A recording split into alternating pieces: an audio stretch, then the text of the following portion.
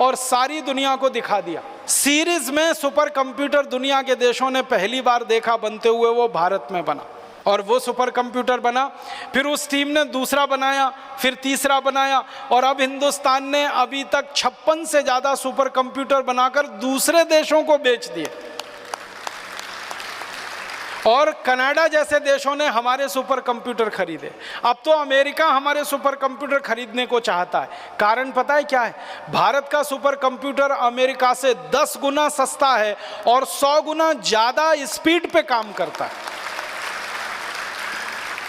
कीमत में 10 गुना कम है और सुपर कंप्यूटर की स्पीड अमेरिकन सुपर कंप्यूटर से 100 गुनी ज़्यादा है। कीमत भी कम हो, क्वालिटी भी अच्छी हो, ऐसा अद्भुत काम हमारे देश के वैज्ञानिक करके दिखा सकते हैं। तो मेरा ये कहना है, इतने सारे उदाहरण देने के पीछे एक ही कारण है, वो ये कि भारत में तकनीकी का जितना विकास हो रहा है वो सब स्वदेशी के ताकत पर हो रहा है, स्वदेशी के आग्रह से हो रहा है, स्वदेशी गौरव, स्वदेशी अभिमान के साथ हो रहा है। कोई विदेशी कंपनी हमको टेक्नोलॉजी देने नहीं आ रही है और वो कभी आएंगे भी नहीं, क्योंकि जो उनके पास लेटेस्ट टेक्नोलॉजी है उसको लाकर वो कभी भी हमको नहीं देंगे। हाँ, एक चीज़ हमें ध्यान रखनी है, कोई भी विदेशी कंपनी भारत को आकर अगर टेक्नोलॉजी देगी तो उनकी 20 साल पुरानी टेक्नोलॉजी हमको देगी जो उनके देश में बेकार हो चुकी है, जिसका वो इस्तेमाल नहीं करते हैं, जो उनके लिए फेंकने लायक है, डंप करने लायक है, वही टेक्नोलॉजी वो हमको देंगे। वो कोई लेटेस्ट टेक्नोलॉजी हमको लाकर नहीं देने वाले। अब मैं उदाहरण से बताता हूँ। अमेरिका की बहुत सारी कंपनियों ने भारत में एक टेक्नोलॉजी लाई है जो अमेरिका में पिछले 20 साल से बंद हो चुकी है। वो टेक्नोलॉजी जानते हैं क्या है? कीटनाशक बनाने वाली टेक्नोलॉजी, पेस्टिसाइड्स बनाने वाली टेक्नोलॉजी, इंसेक्टिसाइड बनाने वाली टेक्नोलॉजी। मैं नाम लेके बताता हूँ। जो कीटनाशक अमेरिका में 20 साल पहले बंद हो चुके हैं बनना और बिकना, और उनके कारखाने उनके यहाँ बेकार हो गए। 20 साल पहले वो कारखाने चलाते थे और वो कारखाने उन्होंने लगाए थे दूसरे विश्व युद्ध में। आपको एक बहुत रोचक जानकारी बताता हूँ। ये जो कीटनाशक बनाने वाले कारखाने होते हैं और ये रासायनिक खाद बनाने वाले जो कारखाने होते हैं, urea, DAP, super phosphate, endosulfan, malathion, parathion, benzene hexachloride, chlorpyrifos, monocrotophos, dichromate, ये सारे जहरीले रसायन बनाने वाले जो कारखाने होते हैं, ये सब लगाए गए थे अमेरिका और यूरोप में जब दूसरा विश्व युद्ध शुरू हुआ था 1939 में। 1939 से 1945 के बीच में ये सारे कीटनाशक और जहरीले रसायन बनाने वाले कारखाने लगे यूरोप और अमेरिका में। क्यों?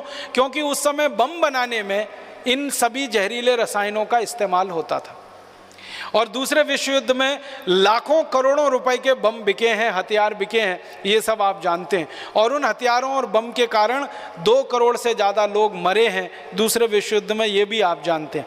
तो ये हथियार बनाने के लिए रासायनिक सामान बनाए जाते थे, उनके कारखाने लगाए। बाद में क्या हुआ? दूसरा विश्व युद्ध खत्म हो गया, रासायनिक हथियार बिकना बंद हो गए, बम बिकना बंद हो गए, तो बम को बनाने वाला जो कच्चा माल होता था, रॉ मटेरियल, वो बिकना बंद हो गया। तो इन सब देशों ने क्या रास्ता निकाला कि जो कच्चा माल है, उनके पास रॉ मटेरियल है, वो दूसरे देशों में बेचा जाए और दूसरे देशों में उसकी खपत कराई जाए। तो दूसरे देशों में उस कच्चे माल को बेचने के लिए रासायनिक खाद और कीटनाशक बना लिए और धीरे धीरे अपने देश से उन्होंने सारा उत्पादन बंद कर दिया। आज से 20 साल पहले अमेरिका ने रासायनिक खाद और कीटनाशक के जो कारखाने बंद किए, वो सारी की सारी टेक्नोलॉजी उन्होंने भारत को उठा के दे दी और हमने वो खरीद ली। यूरोप के देशों ने हमको वो कारखाने बेच दिए, हमने खरीद लिए। तो भारत में अब जहर बनाने वाले कारखाने हैं, बेंजीन हेक्साक्लोराइड यहाँ बनता है, डीडीटी यहाँ बनता है, क्लोरोपाइरीफॉस बनता है, मोनोक्रोटोफॉस बनता है, डाइक्रोमेट बनता है। ऐसे 56 से ज़्यादा जहरीले रसायन हैं जो अमेरिका और यूरोप में बनना बंद हो चुके हैं, लेकिन वो भारत में बनते हैं।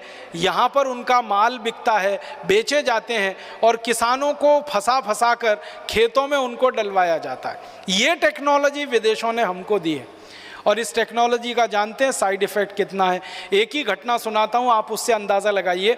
1984 में अमेरिका की एक कंपनी ने अमेरिका से अपना कारखाना उठाकर भारत में लगाया।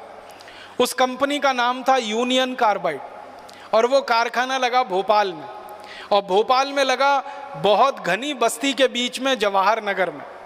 तो वहाँ यूनियन कार्बाइड का कारखाना लग गया।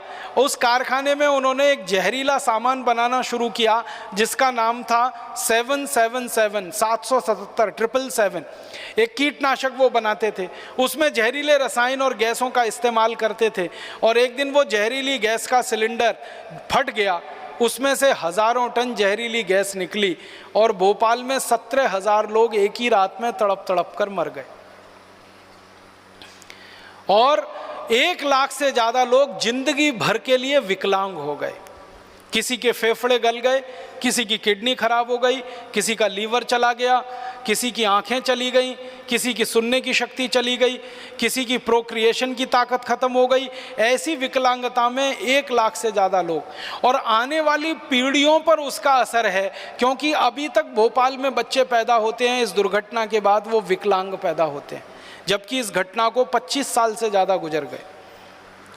तो ये टेक्नोलॉजी आई हमारे देश में अमेरिका से, जो उनके यहाँ काम में नहीं आती, रिजेक्ट हो गई है, रिडेंडेंट है, वो टेक्नोलॉजी लाकर उन्होंने भारत में स्थापित की और इतनी बड़ी दुर्घटना हुई। मुझे दुख और अफसोस इस बात का है कि यूनियन कार्बाइड का जो एक कारखाना भोपाल में था जिससे इतनी बड़ी दुर्घटना हुई, ऐसे 56 से ज़्यादा कारखाने भारत में अलग अलग स्थानों पर लगे हुए हैं।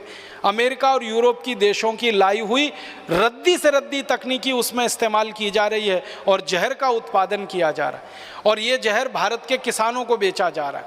किसान उसको खेत में डाल रहे हैं, खेत में से वो गेहूं, चावल, चने, दाल में आ रहा है, फिर वो हमारे शरीर में आ रहा है, फिर उसको खाकर हमारे शरीर में 20 किस्म की बीमारियां हो रही हैं। इतनी रद्दी और घटिया टेक्नोलॉजी यूरोप और अमेरिका से हमारे देश में आती है, ये हमें ध्यान देना चाहिए। वो हाई टेक्नोलॉजी हमको नहीं देते, जो टेक्नोलॉजी उनके यहाँ बिल्कुल काम की नहीं है, कबाड़ की है, उसको उठाकर भारत को बेच देते। इसी तरह से और एक उदाहरण बताऊं, अमेरिका की कुछ कंपनियों ने भारत में रेफ्रिजरेटर बेचना शुरू किया है। आप जानते हैं कि ये रेफ्रिजरेशन की जो टेक्नोलॉजी है ये हमारे पर्यावरण को बहुत ज़्यादा प्रदूषित करती है और हमारी जो ओजोन लेयर है, जो हमारी सुरक्षा के लिए भगवान ने हमको दे रखी है, उसको ख़त्म करती है। तो जो रेफ्रिजरेटर बनाना अमेरिका, यूरोप ने 15-20 साल पहले बंद कर दिया, वो टेक्नोलॉजी लेकर उनकी कंपनियाँ भारत में आई हैं और वही रेफ्रिजरेटर बेच रही हैं जो 20 साल पहले उनके देश में बंद हो चुके। इसी तरह से और भी कई क्षेत्र में केमिकल टेक्नोलॉजी के फील्ड में बहुत सारी तकनीकी उन्होंने लाके हमारे देश को देना शुरू किया है। तो मेरा आपको कहने का एक ही अभिप्राय है, वो ये कि कोई भी विदेशी कंपनी लेटेस्ट टेक्नोलॉजी लाकर भारत को नहीं देती, ज़रूरत की तकनीकी लाकर वो हमको नहीं देते। जिस तकनीकी की हमें ज़रूरत है, आवश्यकता है, वो मना कर देते हैं और जो तकनीकी हमें बिल्कुल नहीं चाहिए ज़बरदस्ती हमारे सिर पर थोप देते हैं, डाल देते हैं। हम इस घटा टोप में फंस गए हैं। विदेशों से तकनीकी आ रही है, इम्पोर्टेड टेक्नोलॉजी आ रही है, उसमें कुछ खास दम नहीं है। इसलिए आप इस माया मोह से बाहर निकलिए।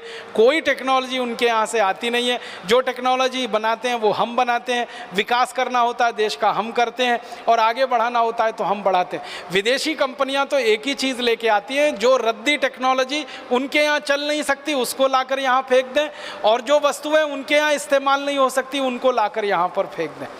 अब मैं और एक छोटा सा विषय लेना चाहता हूँ जो बहुत गंभीर है कि विदेशी तकनीकी कैसी है। मैं आपको दवाओं के क्षेत्र में कुछ बताना चाहता हूँ। चिकित्सा के क्षेत्र में, दवाओं के क्षेत्र में अक्सर हमको ये सुनने को मिलता है कि बड़ी बड़ी विदेशी कंपनियां आ रही हैं, बहुत सारी दवाएं बनाकर ला रही हैं, उन दवाओं को भारत में बेचा जा रहा है। हमको ऐसा लगता है कि ये दवाएं बहुत हाई टेक हैं, हाई क्वालिटी हैं। मैं आपको बताना चाहता हूँ वो ये कि दुनिया के देशों में जो दवाएँ 20, 25, 30 साल से बंद हो चुकी हैं, जिनको जहर घोषित